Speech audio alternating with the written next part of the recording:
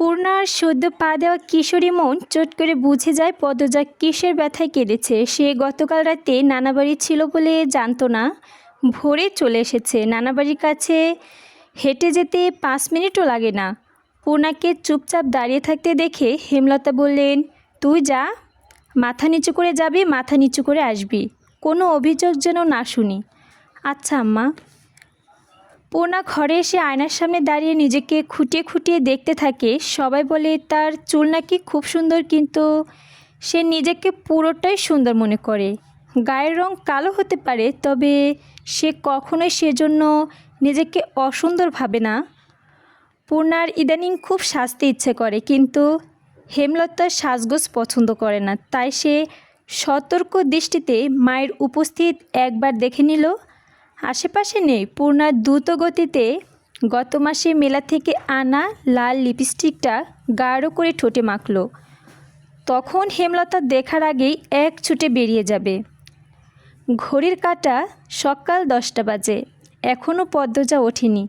হেমলতার শব্দহীন পায়ে মেয়েদের ঘরে প্রবেশ করেন। বিশাল বড় একটা বিছানায় পদ্মজা 2 হাত ভাঁজ করে ঘুমাচ্ছে। জানালার পর্দা ভেদ করে আসা আলতো পেলব রৌদ্রের স্পর্শে পদ্মজার মসৃণ পাতলা ঠোঁট, ফর্সা ত্বক চিকচিক করছে।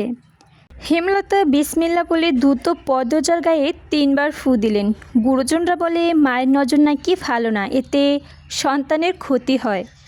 তাই সঙ্গে সঙ্গে নজর কাটালেন, বিসমিল্লা বলে ফু দিয়ে দিলেন।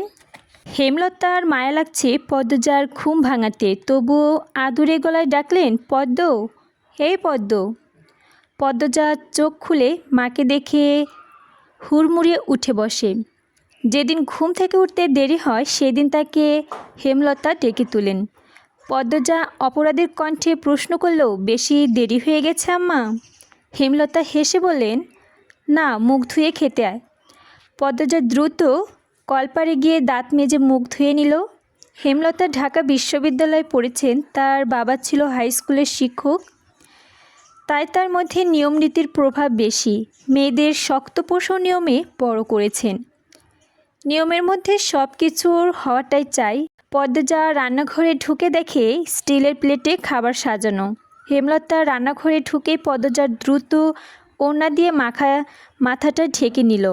এটি হেমলতার দেওয়া আরেকটি আদেশ, খাওয়ার সময় মাথা ঢেকে খেতে হবে। পদ্মজা খেতে বসতেই হেমলতার মেয়েকে সহজ সরল কণ্ঠে বললেন, মুখ ধুতে গিয়ে চুল ভিজিয়ে এসেছিস, খেয়ে রোদে গিয়ে চুলটা শুকিয়ে নিস।